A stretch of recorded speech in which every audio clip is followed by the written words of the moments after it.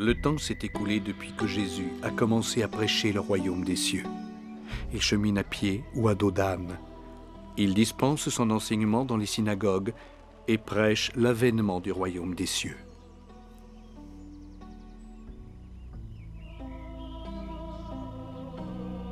Nombreux sont ceux qui croient en sa parole et le suivent. Il y a ceux qui le suivent depuis la Galilée, depuis la Décapole et depuis l'autre rive du Jourdain. Jésus prend la parole et leur demande « Que cherchez-vous? Pourquoi me suivez-vous » ? « Nous voulons entendre ta parole, répondent-ils. Nous voulons rester à tes côtés au moins quelques jours, car tes paroles sont des paroles de vérité. » Les gens l'appellent Rabbi, ce qui signifie maître. Après la mort de Jean le Baptiste, certains de ses disciples ont décidé de suivre Jésus. Parmi eux se trouve André, le frère de Simon-Pierre. Nous avons trouvé le Messie. Jean ne s'était pas trompé. Telles sont les paroles dites par André à son frère, juste avant que ce dernier ne vienne avec lui écouter le message de Jésus. Parmi les nouveaux fidèles se trouve aussi Philippe de Bethsaïde. Il rencontre Nathanaël et lui dit « Nous avons trouvé celui dont il est parlé dans la loi de Moïse et dans les prophètes. Son nom est Jésus de Nazareth, le fils de Joseph. » Les gens sont de plus en plus nombreux à vouloir voir Jésus, à vouloir l'écouter et à recevoir sa bénédiction.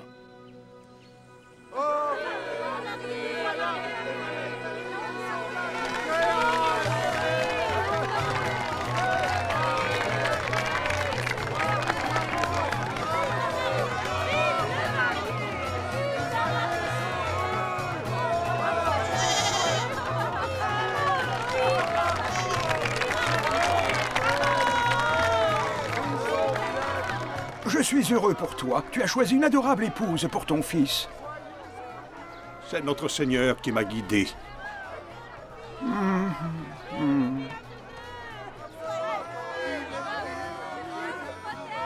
Merci d'être venu. Je connais ton fils et sa femme depuis leur enfance. Pour rien au monde, je n'aurais manqué leur mariage. C'est vraiment un très beau couple.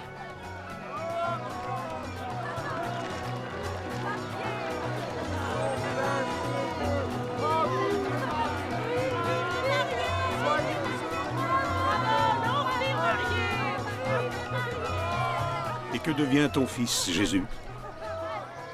Il suit le chemin du Seigneur. Alors il veut devenir un rabbi, un maître.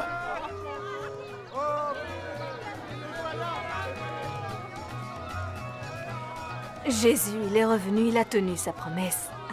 Mais il n'est pas seul. Simon-Pierre, André et Philippe l'accompagnent.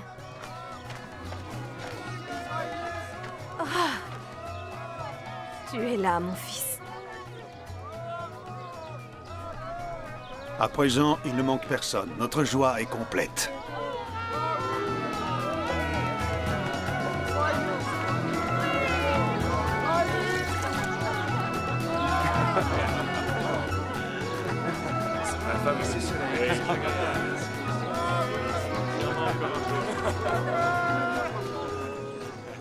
Excuse-moi, Oui, peux-tu me donner un peu de ce pain? bien sûr. Tiens, mon garçon.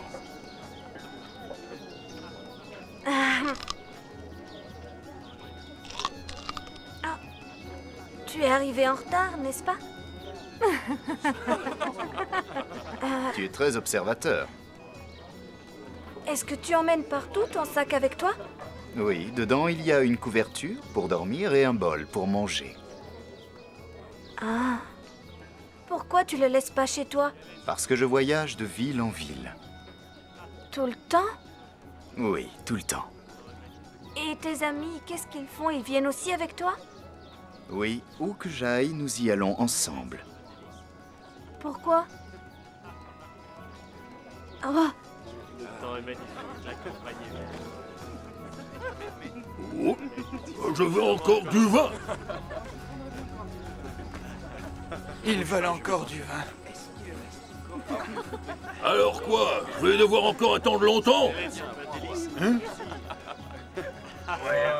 Il n'y a plus de vin. Apportez-nous du vin. On veut du vin. Vous aviez dit qu'il y aurait du vin pour tout le monde.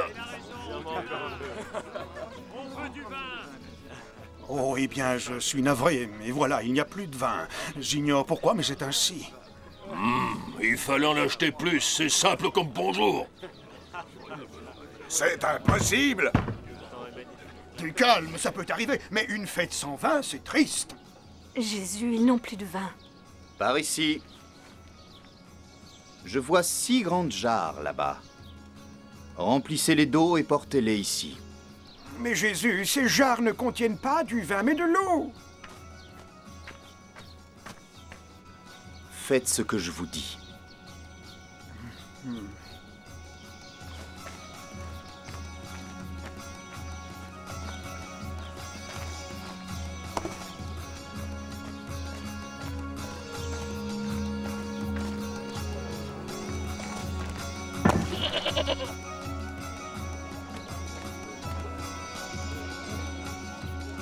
Puisez maintenant et servez vos invités. Ils ont très soif. Oh.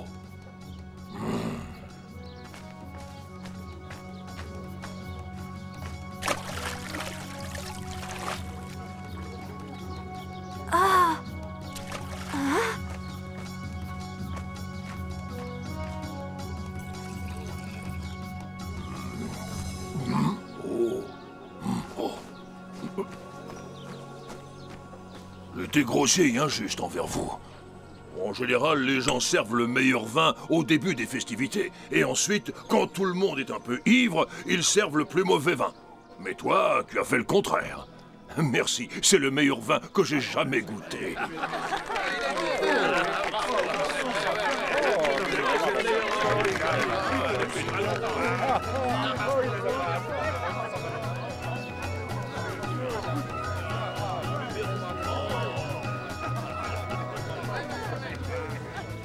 Aujourd'hui est un jour magnifique pour tout le monde. Mais j'ai si peur pour toi. Tu t'en vas toujours si loin, encore toujours un peu plus loin. Je vais là où mon Père éternel m'envoie.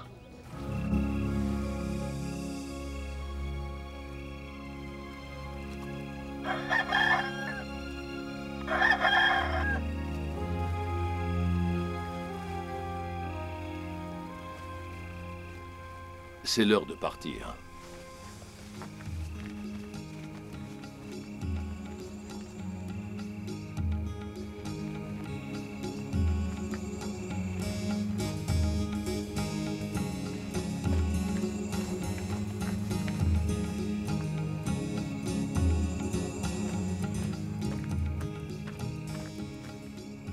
Maître, tous ces gens attendent devant ta porte depuis les prémices de l'aube. Que veulent-ils de moi? Le prophète Isaïe a dit, entre Zabulon et Nephtali, contrée voisine de la mer et au-delà du Jourdain, Galilée des païens, le peuple désemparé, assis dans les ténèbres, a vu une grande lumière. Et nous sommes ici, sans nul doute sur la terre de Galilée. Et tous ces gens, maître, sont ce peuple des ténèbres qui attendent la lumière. Parlez, je vous écoute. Rabbi, je t'en prie, redonne la vue à cet innocent aveugle de naissance.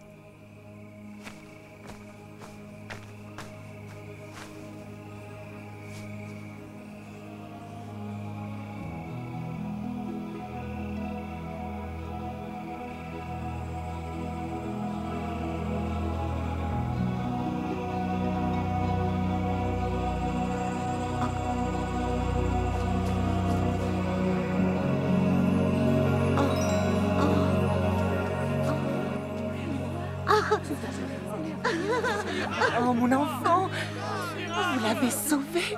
Oh, merci. J'ai un petit champ et aussi quelques pieds de vigne. J'ai une femme et des enfants à nourrir et je ne peux pas travailler. Vous pouvez me sauver. Ah oui, parce que vous êtes l'élu envoyé pour nous sauver. Qui a dit ça? Votre regard en est une preuve. Debout, brave homme. Retourne à ton champ et ta vigne.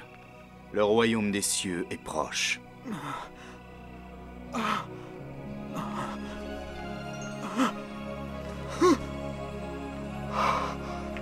Mes jambes! Je peux sentir mes jambes! Oh! Merci, maître! Vous Vous êtes le sauveur. Je vous suivrai dans votre royaume, peu importe où il soit.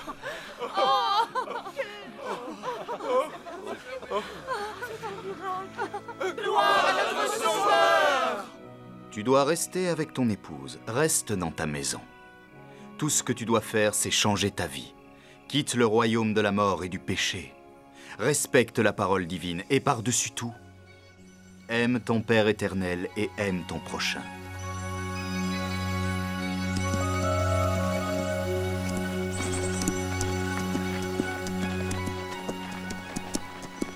Où comptez-vous aller, maître? À Nazareth, Philippe. À Nazareth. Le temps de mon retour est venu.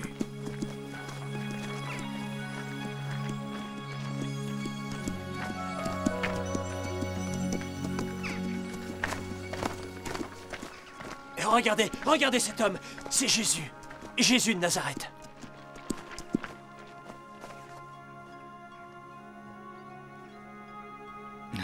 Que le Seigneur guide vos pas.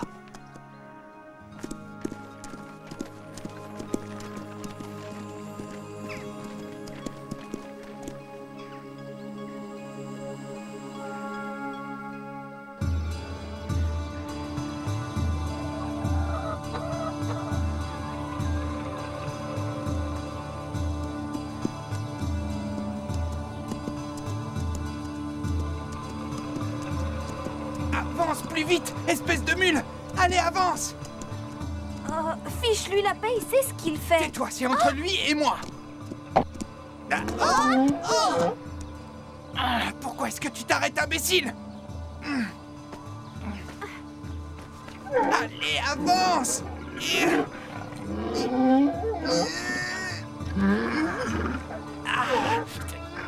Oh, t'énerve pas, je vais lui parler. Tu vas voir.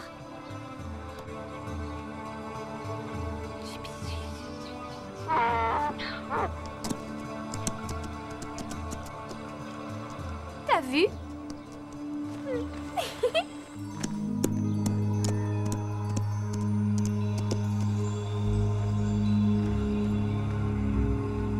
Oh, n'aie pas peur, tu peux y aller.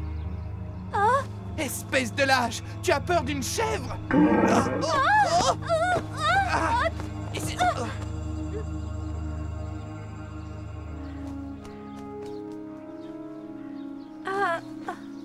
Quel est ton nom, petite?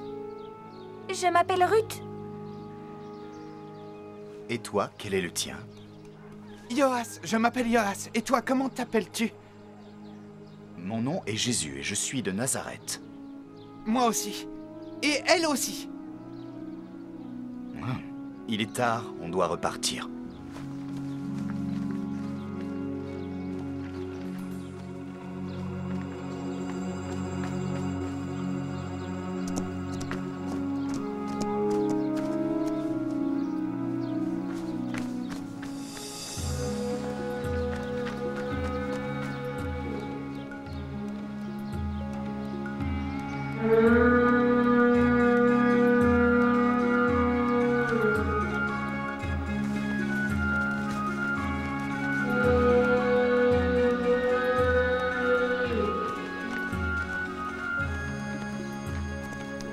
Pourquoi tu veux aller à la synagogue?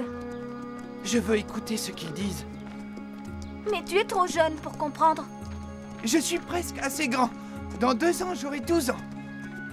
D'accord, et après, moi j'aurai 12 ans dans 1 an. Ça ne compte pas. Tu es une fille.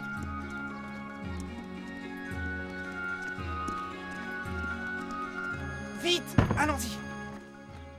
Loué soit Hachem, le Tout-Puissant. Loué soit l'alliance avec Abraham, Isaac et Jacob. Loué soit l'Éternel qui nous enverra le Messie, l'élu qui ramènera la paix sur Israël. Je suis le plus fort. J'y vais le premier. C'est fatigant, tu veux toujours avoir raison. Laisse-moi une place. Tais-toi.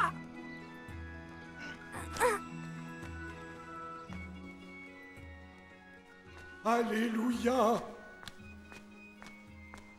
Louez l'Éternel en son sanctuaire, louez-le au firmament de sa puissance, louez-le en ses œuvres de vaillance, louez-le en toute sa grandeur, louez-le par l'éclat du corps, Louez-le par la cithare et la harpe, louez-le par la danse et le tambour, louez-le par les cordes et les flûtes, louez-le par les cymbales sonores, louez-le par les cymbales triomphantes, que tout ce qui respire loue l'Éternel.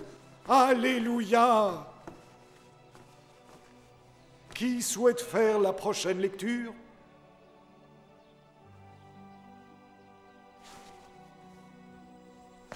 Mais tu es étranger à cette synagogue. Non, Rabbi, je ne suis pas un étranger. Vous m'avez peut-être oublié, je suis le fils de Joseph, le charpentier. Mais oui, on m'a dit que tu étais à Capharnaüm, que tu avais même des disciples. Tiens, lis. Je vais lire les mots du prophète Isaïe. L'Esprit du Seigneur Tout-Puissant est sur moi, car il m'a donné l'onction. Il m'a envoyé porter la nouvelle aux pauvres, panser les cœurs meurtris, annoncer aux captifs la délivrance, rendre la vue aux aveugles, libérer l'opprimé et proclamer une année de grâce du Seigneur. Vous allez bien, Rabbi? Que se passe-t-il? Pourquoi ce silence? Aujourd'hui s'accomplit à vos oreilles cette prophétie. Aujourd'hui, au moment où vous écoutiez ma voix, l'Esprit du Seigneur est descendu sur moi, il m'a oint, afin d'inaugurer des temps de miséricorde, une année de grâce pour notre peuple. Louons le Seigneur. C'est le fils de Joseph, le prophète de Nazareth. L'Esprit du Seigneur est sur lui. C'est à nous qu'il a parlé, en premier. Tais-toi un peu. Tais-toi toi-même. Ce que je dis, c'est la vérité. Comment peut-il tenir de tels propos? Cela équivaut presque à blasphémer. Je vous comprends. En vérité, je vous le dis, nul n'est prophète en son pays. Il y avait beaucoup de lépreux en Israël au temps du prophète Élisée. Mais aucun d'eux ne fut sauvé excepté Naaman le Syrien. Nul ne peut exiger de l'Éternel un miracle si lui-même n'a pas la foi. Ouvrez vos cœurs, changez vos cœurs, et vous verrez votre propre salut. C'est une provocation, c'est un blasphémateur. Tu es un illuminé et un arrogant, c'est tout. Ce n'est qu'un jeune rabbi à l'esprit fragile. L'étude lui est montée à la tête et il se prend pour ce qu'il n'est pas. Chassons-le, qu'il sorte. Est-ce qu'ils se disputent? Oui, parce qu'ils n'ont pas cru ce que leur a dit Jésus. Mais pourquoi? Tu n'as pas compris? Ils sont jaloux parce qu'eux aussi, ils aimeraient être des prophètes. Écoutons-le encore une fois, nous le jugerons ensuite. Es-tu vraiment prêt à soutenir que tu es le Messie? Oui, il n'y a qu'à le regarder. Blasphémateur! Quelle est la punition pour avoir blasphémé dans une synagogue? Il doit expier, jetons-le au fond du ravin. Au fond du ravin!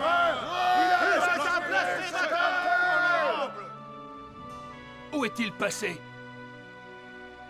Regardez, il est là, il est parti.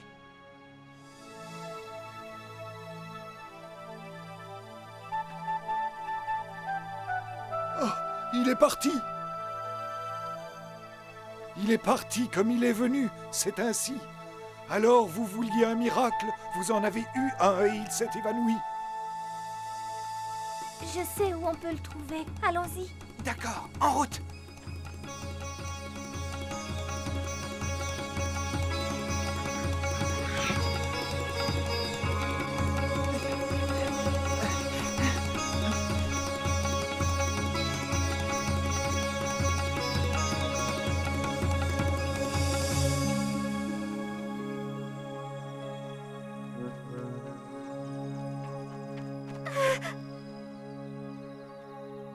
Nous savons que c'est toi notre Messie.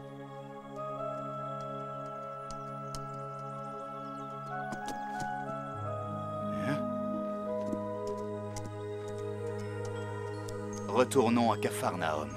Et nous, qu'est-ce qu'on va faire? Vous devez retourner à Nazareth et dire à tout le monde que Jésus vous a béni.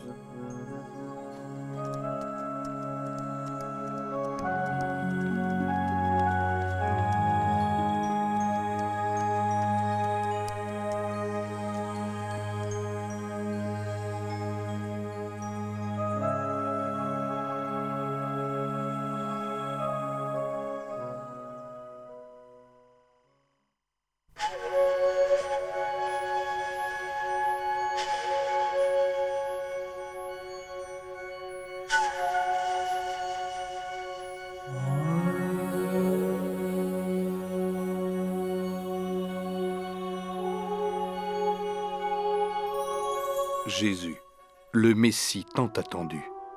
Comment se fait-il que même avant la naissance du Christ, l'humanité attendait depuis des siècles la naissance d'un libérateur, d'un sauveur? Comment se fait-il que tous les Juifs savaient qu'il naîtrait de la souche de David et qu'il serait un roi encore plus grand que David lui-même?